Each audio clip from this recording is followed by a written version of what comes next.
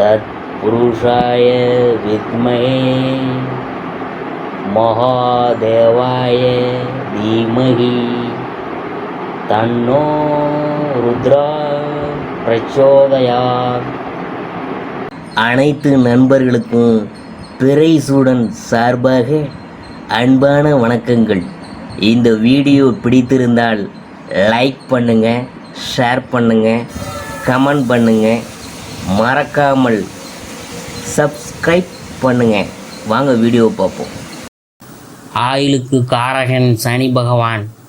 சாதகத்தில் சனி பலம் பெற்றிருந்தால் அந்த சாதகருக்கு ஆயுள், நல்ல மனப்பான்கு, சிக்கன குணம், பொறுமை, தத்துவ ஞானம், வெளிநாட்டு வாசம் ஆகியவற்றை அருள்வார். நீதிமானாக செயல்பட்டு அவரவரின் முன் வினைகளுக்கு ஏற்ப உரிய பலாபலன்களை கொடுத்து மனித வாழ்விற்கு ஒரு அர்த்தத்தை ஏற்படுத்துவார் சனீஸ்வரர். கிரகங்களில் மெல்ல நகர்பவர்.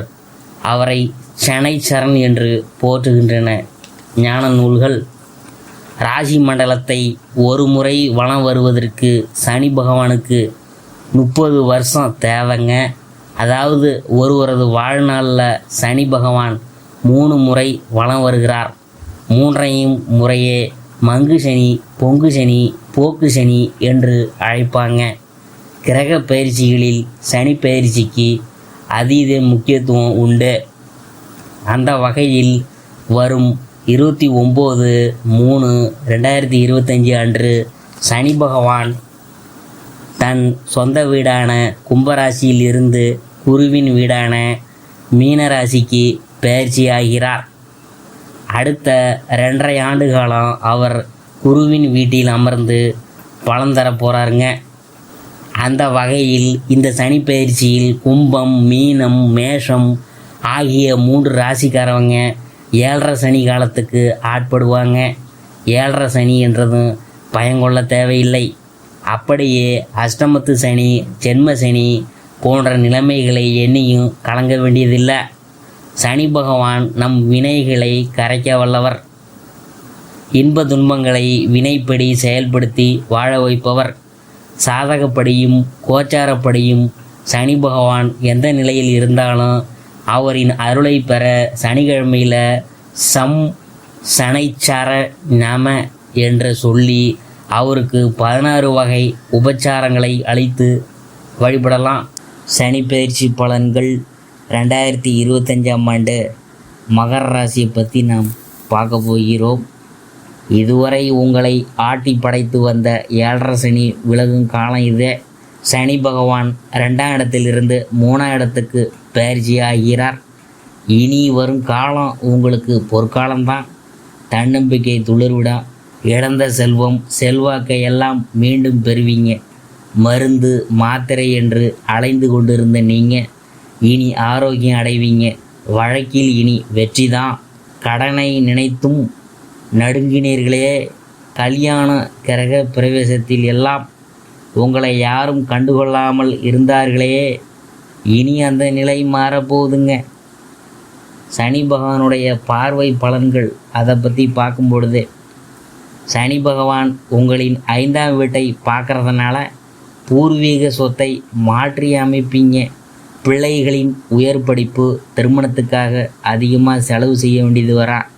சனி பகவான் உங்களின் 9ஆம் வீட்டை பார்க்குறதுனால சமூகத்தில் அந்தஸ்து உயரும். சொத்து விவகாரங்களில் கவனமாக இருக்கணும். சனி பகவான் உங்களின் 12ஆம் வீட்டை பார்க்குறதுனால ஆழ்ந்த உறக்கம் இல்லாமல் கூட போகுங்க. மற்றபடி குடும்பத்தில் மகிழ்ச்சி நிறைந்திருக்கும். சிலருக்கு அழகிய வாரிசு உருவாகும். திருமணத்துக்கு காத்திருக்கும் அன்பர்களுக்கு நல்ல தகவல் வந்து சேரும். கடன்பட்டாவது சொந்த வீட்டில் குடி போவீங்க.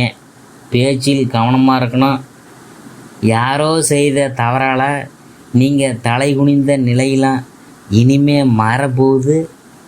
இந்த ராசியை சேர்ந்த உத்திராடம் நட்சத்திர அன்பர்கள் வேலையில் அதிகாரிகளுடன் கவனமாக இருக்கணும். பேச்சில் செயலிலும் கவனமாக இருக்கணும். அரசியலில் இருக்கிறவங்க விளையாட்டாக கூட சொல்லும் வார்த்தைகள் கூட பெரும் சர்ச்சையை உருவாக்கி விடலாம். அதனால் பார்த்து பேசுங்க. திருவோண நட்சத்திரக்காரங்க மகிழக்கூடிய வேலை இது. நீங்கள் தொட்டதெல்லாம் துளங்கும் அமோகமான காலம் இது. அவிட்டம் நட்சத்திரக்காரங்க எதிலும் கவனத்தோடு இருக்கணுங்க. பெண்கள் உடல் நலத்தில் மேன்மை அடைவாங்க. மூட்டு வலி, இடுப்பு வலி போன்றவை தகுந்த சிகிச்சையால் உங்களுடைய உடல்நிலை சரியாகும். அதே போல் பிறந்த வீட்டு உறவு பிரச்சனைகளுக்கு நல்ல தீர்வு கிடைக்கும். வம்பு வழக்குகள் தீரும். சிலருக்கு நல்ல வேலை, பதவி, நல்ல சம்பளம் கிடைக்கும். மனசுக்கு பிடித்த இடமாற்றம் கிடைக்கும். இதே வருடம் ராகுகேது பயிற்சியும் உண்டு.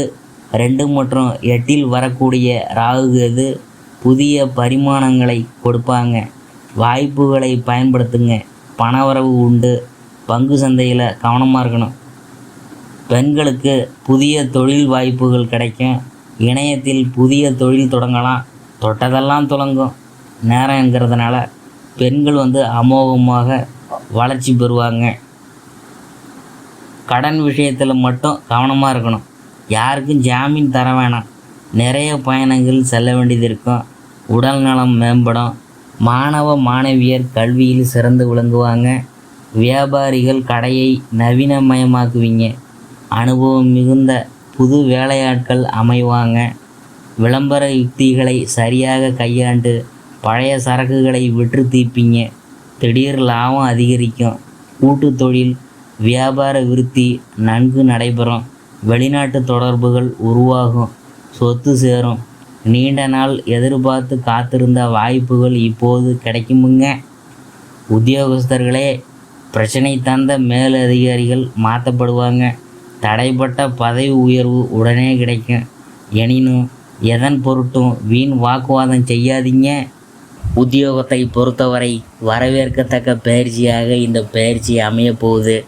உங்கள் உத்தியோகம் மற்றும் தொழிலில் நீங்கள் முன்னேற்றமும் வளர்ச்சியும் பார்க்க போகிறீங்க. உத்தியோகத்தில் உங்களுக்கு புதிய வாய்ப்புகள் வரலாம்.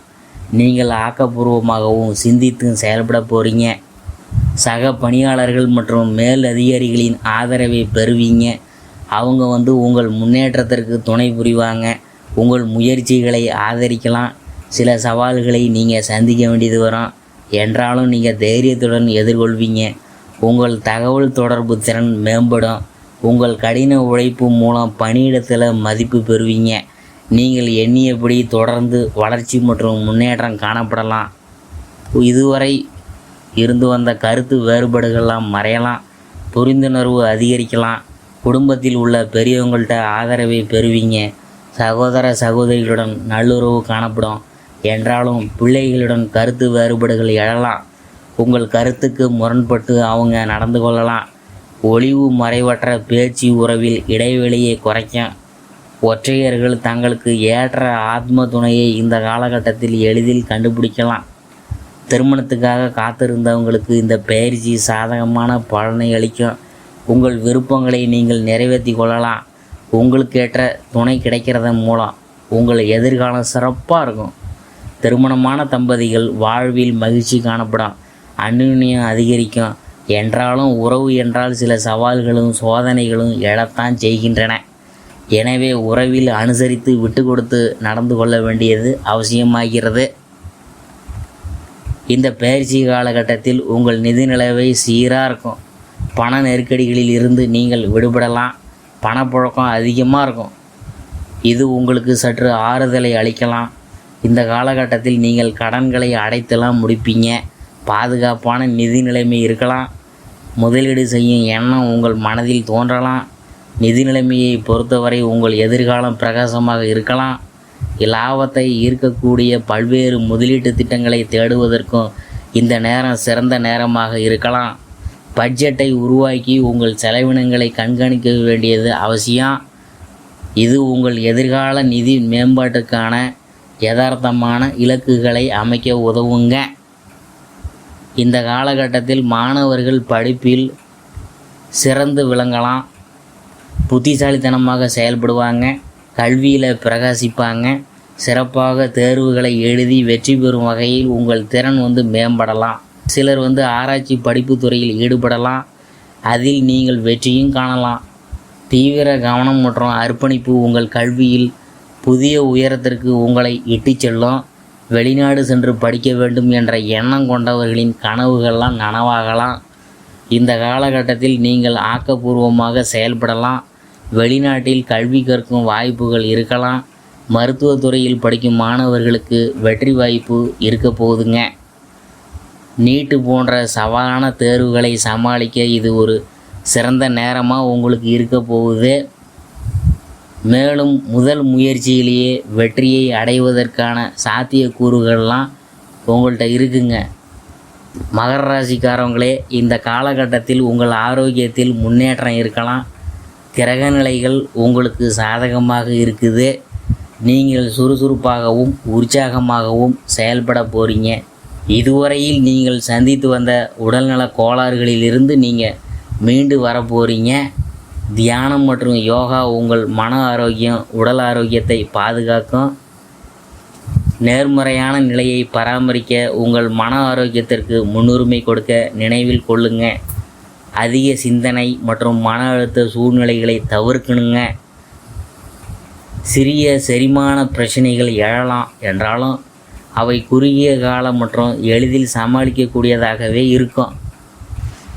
அதனால் உடல் நலத்தை ஆரோக்கியமாக பார்த்துக்குங்க.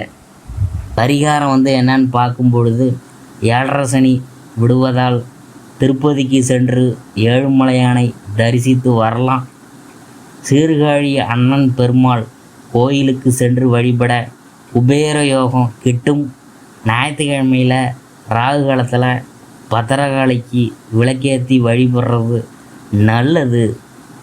ஒரு முறை குடும்பத்துடன் சென்னை காளிகாம்பாள் கோயிலுக்கு சென்று வழிபடுவதும் சிறப்பான வாழ்வை அளிக்குமுங்க.